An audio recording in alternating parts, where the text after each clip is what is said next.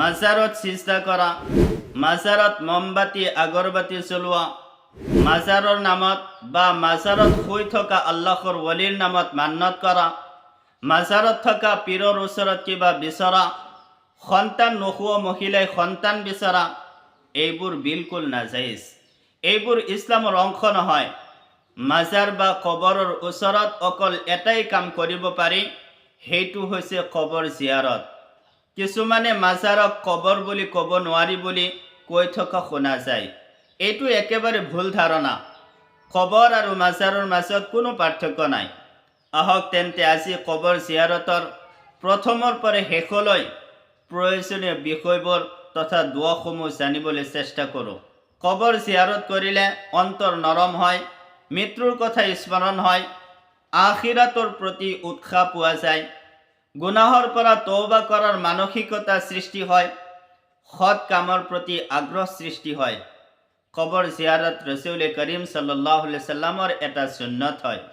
কবৰ জিয়াৰতৰ অনুমতি দিয়াৰ অন্যতম কাৰণ হ'ল ইয়াৰ দ্বাৰা পৰকালৰ জীৱনৰ কথা স্মৰণ হয়। ইছলামৰ প্ৰথম অৱস্থাত কবৰ জিয়াৰতৰ অনুমতি নাছিল।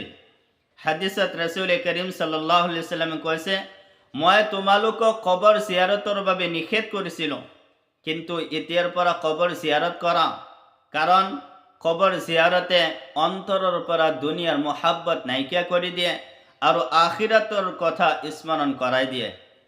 এতিয়া কবৰ জিয়াৰতৰ দোৱা মুখস্থ কৰি লওক। স্ক্ৰীনত অসমীয়াত উচ্চাৰণ দিয়া আছে, মোৰ লগত আপোনালোকে কৈ যাওক, আপোনাৰ উচ্চাৰণ শুদ্ধ হৈ যাব ইনশাআল্লাহ তাআলা। হযৰত আব্দুল্লাহ ইবনে আব্বাস ৰাদিয়াল্লাহু তাআলা আনহুৰ পৰা বৰ্ণিত, ৰসুল কৰীম সাল্লাল্লাহু আলাইহি সাল্লাম মদিনাৰ কবৰস্থানৰ কাষেৰে যাওঁতে এই দোৱাটো পঢ়িছিল, আসসালামু আলাইকুম ইয়া আহলাল কুবুৰ ইগফিৰুল্লাহু লানা ওয়া লাকুম আনতুম সালাফুনা ওয়া নাহনু বিল আসাৰ। এই দোৱাটোৰ অৰ্থ হ'ল, হে কবৰবাসীসকল, তোমালোকৰ ওপৰত শান্তি বৰ্ষিত হওক, আল্লাহে আমালোকক আৰু তোমালোকক ক্ষমা কৰক, তোমালোকে আমালোকতকৈ আগতে কবৰত গৈছা আৰু আমি পিছত আহি আছোঁ। হযৰত আবু হুৰায়ৰা ৰাদিয়াল্লাহু তাআলা আনহুৰ পৰা বৰ্ণিত আছে, এবাৰ ৰসুল কৰীম সাল্লাল্লাহু আলাইহি সাল্লাম এটি কবৰ জিয়াৰত কৰিব গৈ এই দোৱাটো পঢ়িলে, আসসালামু আলাইকুম দাৰা কওমিন মুমিনিন ওয়া ইন্না ইনশাআল্লাহু বিকুম লাহিকুন। প্ৰিয় দিনী ভাই বন্ধুসকল, এতিয়া আহক কবৰ জিয়াৰত কেনেকৈ কৰিব লাগে জানিবলৈ চেষ্টা কৰোঁ। কবৰস্থানত গৈ আমি সৰ্বপ্ৰথমে জিয়াৰতৰ দোৱা পঢ়িম, যিটো দোৱা মই অলপ আগতে কৈছোঁ। ইয়াৰ পিছত কবৰবাসীৰ বাবে অৰ্থাৎ মা দেউতা, ককা আইতা, নানা নানি, ভাই বন্ধু সকলো মৃত্যু ব্যক্তিৰ ইছালে সওয়াবৰ নিয়তত দুৰুদ শৰীফ আৰু বিভিন্ন সূৰা ইত্যাদি পঢ়িম। তাৰ পিছত তেওঁলোকৰ মাগফিৰাতৰ বাবে দোৱা কৰিম। হাদিছত কবৰ জিয়াৰতৰ ক্ষেত্ৰত কিছুমান সূৰাৰ বিশেষ ফজিলতৰ কথা উল্লেখ আছে, লগতে দুৰুদ শৰীফৰ ফজিলতৰ কথা উল্লেখ আছে।